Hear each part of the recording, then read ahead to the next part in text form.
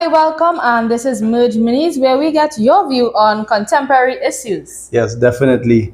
We're gonna get right out the jump. We're gonna today this evening, Karina, who we're gonna be speaking about? This evening, we're going to speak about the GOAT. The goat. Yes, the GOAT, Simone Biles, greatest of all times, US Olympian, Yes, Simone Biles. as you know, the 2024 Paris Olympics has just completed, and I understand Simone Biles, the US gymnast, is one of the most decorated gymnasts of all time. Oh, yes, she is. Yes, this young girl, 27 years of age, really doing some things in terms of gymnastics that has the judges wowing. The entire world, actually, and she has those moves that she would have pioneered as well, that we always look forward to. Yeah, and it seems, like every year or every time there's Olympics, she's shot into the spotlight internationally. Yes. And this year is no different.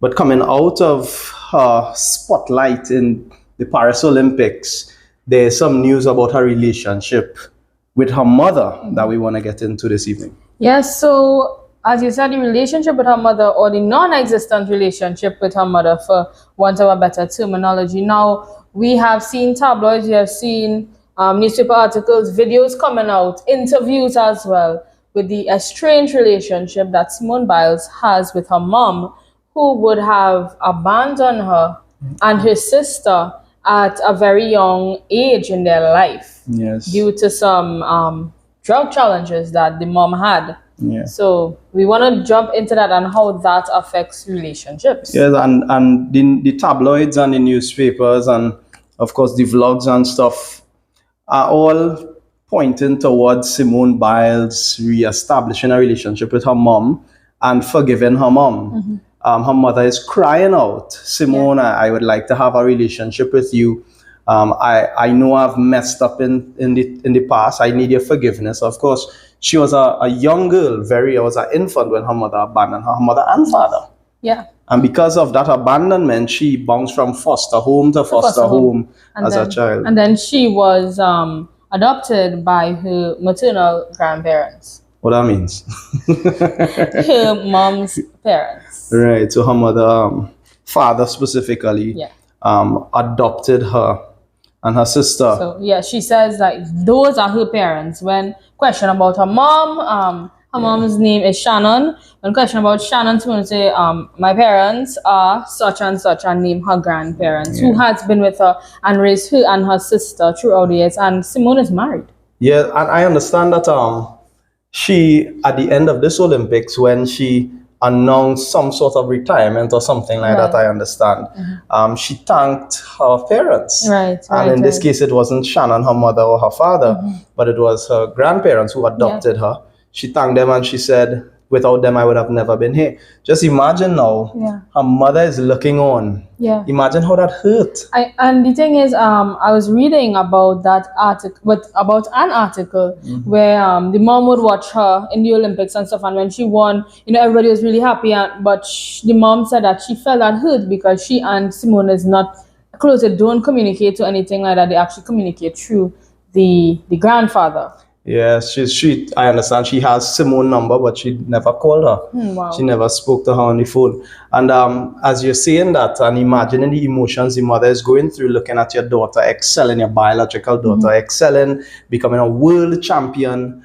And then I understand that Shannon, her mother, her biological mother, had a party in her backyard when she would have won the gold at this year's Olympics. So it's definitely something that's close to her mother's heart, and her mother feels connected to her in some way or the other. And the question we have based upon this situation to you tonight on this Merge Mini is, what do you think? Should Simone forgive her mother? Is she wrong for not reaching back out to her mother? Her mother clearly says she wants a relationship with her. It's all over the international. She said that she's clean now, she's sober, and she wants a relationship with Simone, but she wants Simone to reach out to her in that regard. She's open to the relationship, but she wouldn't force herself. She would prefer that Simone would reach out to her. And just imagine you as a mother, how you would feel. She got married last year. Simone got married last year, and her mother was not invited to her wedding. That probably hurt. So the question we have this evening that we're gonna delve into in a few moments is, What do you think? Is Simone wrong? Is her mother wrong? Who's right, who's wrong in this situation? Should she just forgive her mom and let bygones be bygones? Karina, what is your take? My take in brief, I'll try to make it brief, is that there is need for some kind of counsel and some kind of mediation to take place, because I can't point fingers and say who is wrong. This life happens and it was an unfortunate situation and the past was unfortunate. However, moving forward without that counsel and without bringing a foreclosure on things, the two parties, they would come with heavy emotional and psychological baggage that it wouldn't augur well to start that relationship on that foot. They really need to have some mediation and some forgiveness happening if that is to move forward. So I would underscore that. I wouldn't blame any party involved. However, going forward, this is something that will always be on either one of them psychologically, that they will always have that gap in their life, and without the counseling and seeking that help, they won't be able to move forward sufficiently if they desire to. Yeah, definitely. Well, we weren't able to get in contact with Simone Biles. Nor did we try. But the reality of it is, I don't know the details of the situation. I don't know. Some persons may think that her mother only wants to get back in her life now because her daughter's a champion. And because she's achieved, sometimes. What if her daughter was the average Jill? You know? Because we're from the Caribbean, if you're watching internationally, because in Trinidad they always said, my father never knew me when, he walked out of my life, and only when I'm something now, you want to come back in the picture, oh, I have a father now. Some people might say that is the situation with Simone Biles and her mom. And there's the temptation as human beings to think in that direction. However, for Simone Biles' own sake, we have an innate desire for connection with our primary attachments in our life. And definitely your biological parents are your primary or part of your primary attachments. And so for Simone's as well-being, it would do well for her to try, as you say, to get mediation, to get counseling, to work on that aspect of the relationship, whatever it may be. Because one of the things, Karina, is that persons can blame Simone, and say, Simone, you go and forgive your mother, look, your mother reaching out there and you're not, But at the end of the day, Simone may really be dealing with some implications of what her mother did as a child. Exactly. It is not only happening in the past, but the impact of it continues into the present. Yeah, and as you said that, with regards to those implications, a lot of times the trauma that you would have experienced as a child, you internalize that trauma and it travels with you throughout the trajectory of life, where it can even impact a lot of your relationships and your personality, your character development in life. Like, for instance, things like always wanting to please people, always wanting to make sure that if you form another attachment, another relationship, that the person doesn't walk out on you and you don't face that abandonment again. And sometimes because of that fear, you push well-meaning people away. True. So there are individuals who can't get close to somebody, and we're not just speaking about physical being close, but you can be vulnerable to your partner, and you may be married, but your marriage is really receiving the trauma from that parental-child lack of relationship, because ultimately what Simone and her sister and siblings, because I understand she has more siblings as well, what they would have experienced is abandonment. Yes. And abandonment comes with a whole suite of problems. I understand, and I learned this acronym. It's called the SWIRL, SWIRL, of abandonment. The first phase is the shattering. So the person is shattered. The W stands for withdrawal.